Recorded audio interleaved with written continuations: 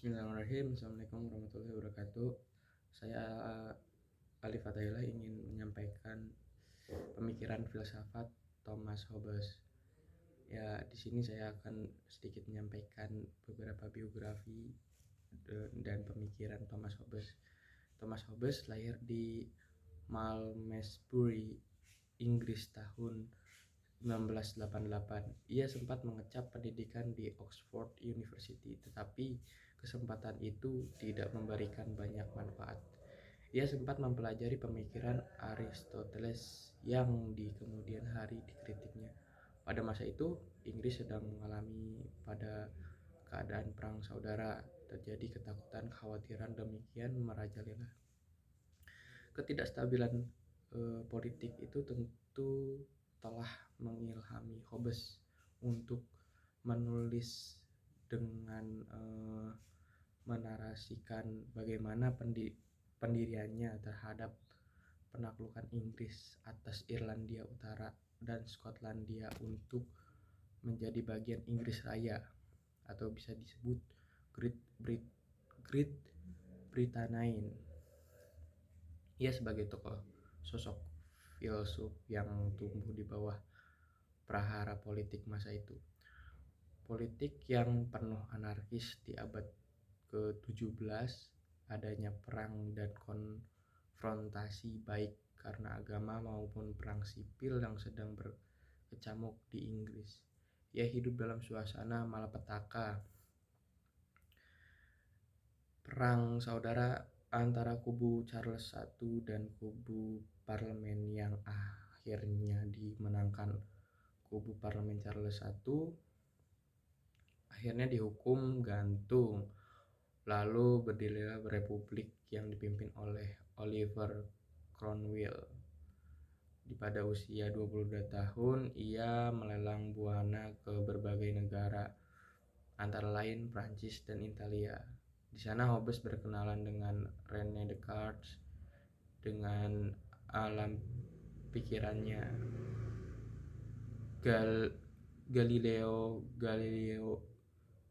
Galilei, F. Bacon, dan lain-lain. Mereka telah mempengaruhi Hobbes dalam memahami manusia dan perilakunya. Itu merupakan beberapa atau sedikit biografi dari Thomas Hobbes.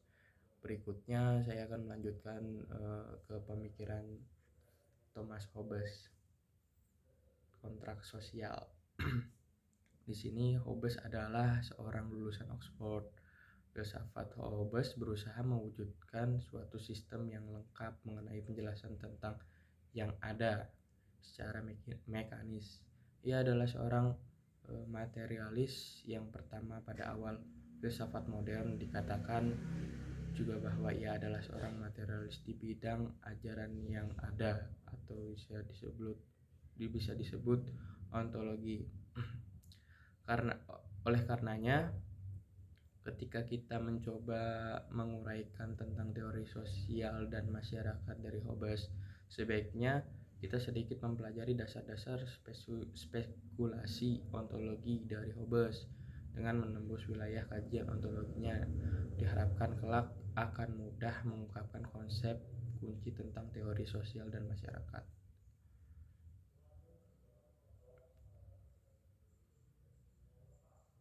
Di sini Hobbes adalah seorang naturalis di bidang ajaran antropologi.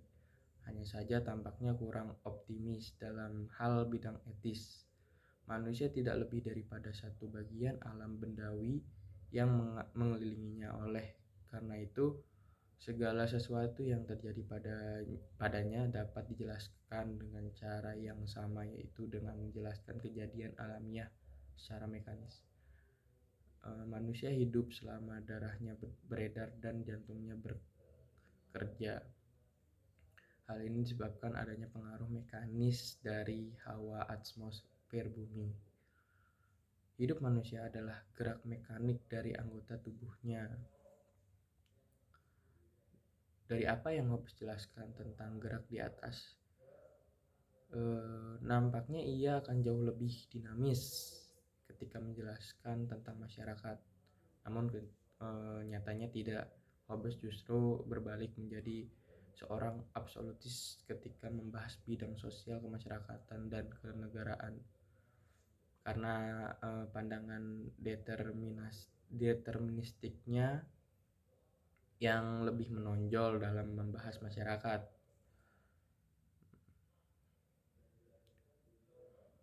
Bentuk pemerintahan kalau menurut Hobbes itu sendiri tergantung pada perjanjian yang sejak awal diadakan. Oleh karena itu timbullah bermacam-macam bentuk pemerintahan secara historis, selama masih merujuk pada kenyataan yang dialami oleh semua negara yang bermacam-macam itu, maka semua bentuk pemerintahan pada dasarnya adalah sah. Sekalipun demikian, Hobbes lebih menyukai suatu pemerintahan yang dipegang oleh seorang raja. Dalam pelaksanaannya, raja dibantu oleh dewan yang terdiri dari orang-orang yang cakap dalam pemerintahan.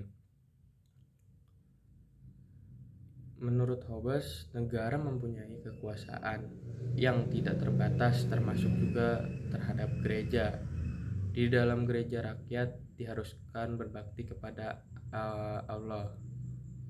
Untuk memenuhi tugas itu, dalam pandangan Hobbes, telah dianggap cukup jikalau orang percaya bahwa Allah ada dan bahwa Ia telah mengutus Kristus untuk memusyurkan kerajaan yang akan datang.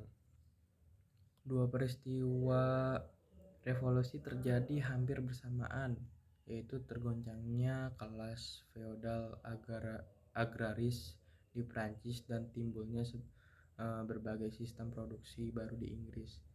Kedua revolusi itu tidak bisa didekati lagi melalui sistem teori politik semata, melainkan perlu ditinjau dalam pengertian baru, yaitu sosiologi. Munculnya sosiologi menunjukkan bahwa ternyata orang hanya bisa maju ketika sudah mencermati dan menganalisis struktur dan perubahan sosialnya.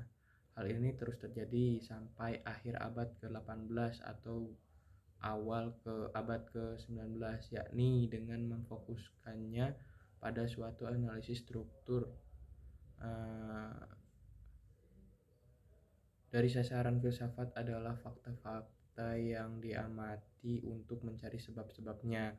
Adapun alatnya adalah pengertian-pengertian yang diungkapkan dengan kata-kata menggambarkan fakta-fakta itu. Di dalam pengamatan disajikan fakta-fakta yang dikenal dalam bentuk pengertian-pengertian yang ada dalam kesadaran kita. Sasaran ini dihasilkan dengan perantaraan pengertian-pengertian, ruang, waktu, bilangan, dan gerak yang diamati pada benda-benda yang bergerak. Menurut Hobbes sendiri, tidak semua yang diamati pada benda-benda itu adalah nyata, tetapi yang benar-benar nyata adalah gerak dari bagian-bagian kecil benda-benda itu. Segala gejala pada benda yang menunjukkan sifat benda itu ternyata hanya perasaan yang ada pada si pengamat saja. Segala yang ada ditentukan oleh sebab yang hukumnya sesuai dengan hukum ilmu pasti dan ilmu alam. Dunia adalah keseluruhan sebab akibat, termasuk situasi kesadaran kita. Ya mungkin itu presentasi untuk makalah filsafat pemikiran Thomas Hobbes dari saya. Mungkin cukup sekian. Assalamualaikum warahmatullahi wabarakatuh.